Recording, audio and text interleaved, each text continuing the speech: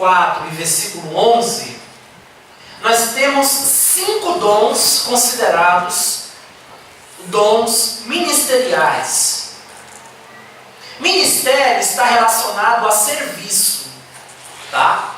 Então, esses dons de Efésios capítulo 4, versículo 11, são dons destinados àqueles que precisam colocá-los em prática na igreja do Senhor Jesus Cristo. Ou seja, são dons de trabalho, são dons para aqueles que gostam de servir. Dons ministeriais, dons de serviço. E quais são os dons ministeriais que Paulo vai registrar em Efésios capítulo 4, versículo 11? Apóstolos, profetas, evangelistas, pastores e mestres. Mestres. São 5 dons ministeriais. Qual é o primeiro dom ministerial? Dom de apóstolos. São os que recebem do Senhor Jesus. Esse dom são escolhidos por Deus para a realização de obras pioneiras, desbravadoras, como os discípulos de Jesus e o próprio Paulo. Então, quem tem um dom de apóstolo é o quê? É um desbravador, é um pioneiro, é aquele que inicia trabalhos, é um mensageiro que leva as boas novas do Evangelho a lugares que ainda há uma carência muito grande em conhecer a palavra do Senhor. Segundo dom ministerial que Deus deu à igreja, além dos apóstolos, é o dom de profetas. E quem são estes profetas? São obreiros levantados por Deus com a finalidade de zelar pela limpidez doutrinária da igreja. Profeta, aqui, não significa que o irmão que possui esse dom vai ficar o quê? Tentando predizer o futuro. Não tem nada a ver com predição de futuro. Às vezes o irmão pensa assim, eu tenho dom de profecia. Deus me usa do dom de profecia para ficar dizendo o que vai acontecer com você, para ficar lhe entregando uma mensagem acerca do futuro. Isso não é dom de profecia. Na última aula, eu falei o que aqui? Sobre a diferença entre o dom de profecia e o ministério profético. Há uma diferença. Eu ainda postei no canal do YouTube a diferença entre ministério profético e dom de profecia. Está lá. O irmão falou que ia ter essa aula aí, eu ia pegar essa aula. Eu falei na última aula aqui. O ministério profético se encerrou em João Batista. A partir de João Batista começa o dom de profecia. O que é o dom de profecia? É a capacidade que Deus concede ao homem de entregar uma mensagem revelada.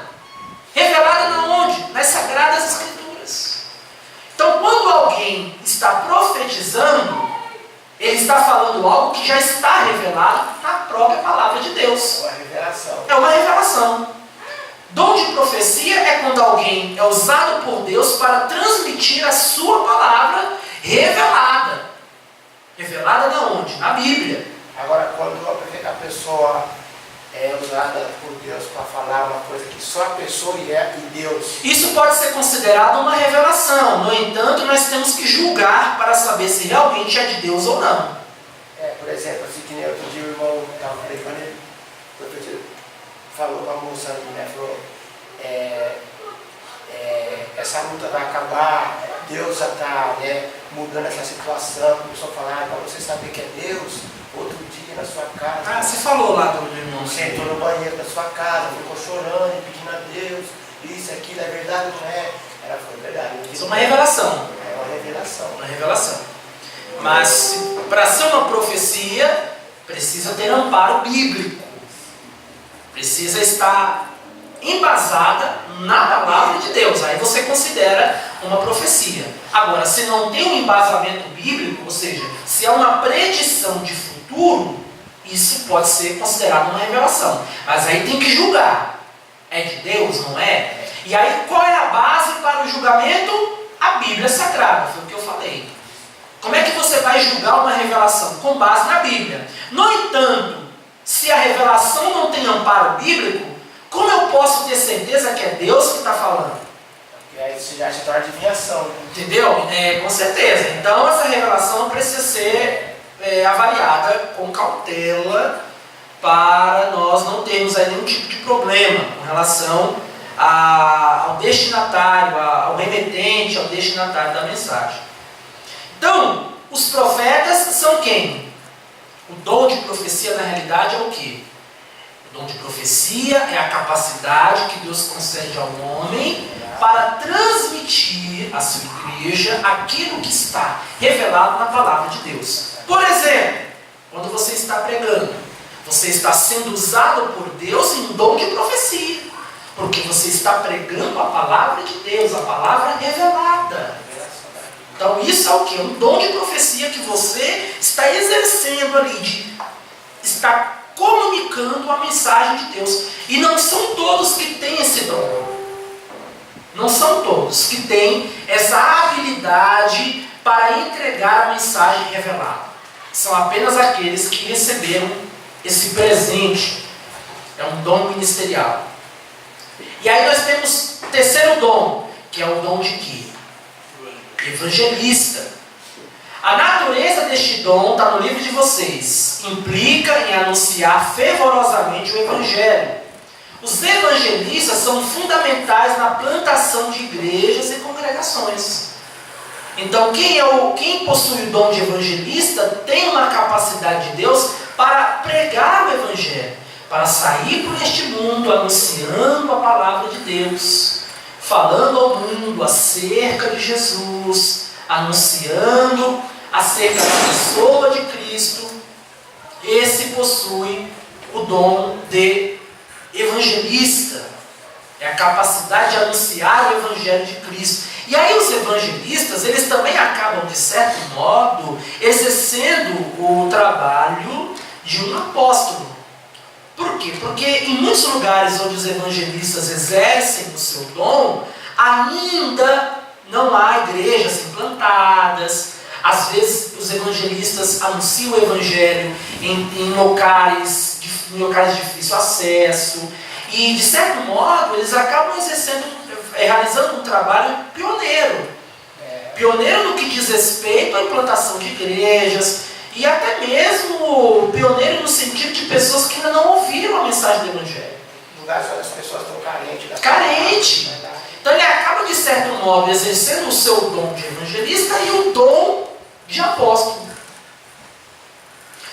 Nós temos aí, em quarto lugar, o dom ministerial, o dom de pastores. Quem são os pastores? Obreiros que receberam de Deus o desafio de cuidar da igreja, do rebanho, de administrar a igreja, de conduzir as pessoas sob a vontade de Deus, a fim de que venham a amadurecer e viver a plenitude da vida em Cristo. Pastores são aqueles chamados por Deus para cuidar do rebanho. Esses são os pastores. Pastor tem que cuidar da igreja. E cuidar da igreja implica em também anunciar o Evangelho, em também ganhar almas para Jesus. Pastor não é aquele que somente cuida do rebanho, somente fica dentro da igreja. Também ganha almas. Aqui está dizendo igrejas locais. Então, pessoas que vêm visitar a igreja, que ainda não aceitou a Jesus, ali pode fazer o apelo. Pode. Entendeu? Só que é aquilo que eu estou querendo frisar para vocês. O pastor não somente cuida, o pastor também vai atrás da ovelha. Eu quero depois fazer a pergunta. Porque há quem diz assim, a ovelha já é ovelha, pastor não tem que ganhar, pastor tem só que apacentar. Não é bem assim. O pastor também tem que exercer o seu trabalho evangelístico. Ele só não vai se deslocar, sair. Lógico, ele tem que cuidar também. Se ele sair, passar um mês fora, quem que vai cuidar da igreja? Para isso Deus levantou os evangelistas. Os evangelistas vão sair ao mundo e anunciar o Evangelho, ganhar almas, trazer essas almas para Cristo. Quando chegarem na igreja, a igreja precisa ter um pastor, alguém para cuidar dessas almas que foram ganhadas. No entanto, isso não impossibilita o pastor de anunciar o Evangelho, não da forma como um evangelista, que sai e passa tempos aí anunciando o Evangelho. Não, mas pelo menos no seu bairro, na sua região, cabe ao pastor também anunciar o Evangelho, também ganhar almas para Jesus. E não somente cuidar. E o último dom que Deus deu à igreja é o dom de quê? De mestre. Que são os obreiros que receberam a capacidade de Deus para expor, para ensinar as Escrituras Sagradas e cuidar dos ensinos na casa de Deus. Esses são os mestres da igreja.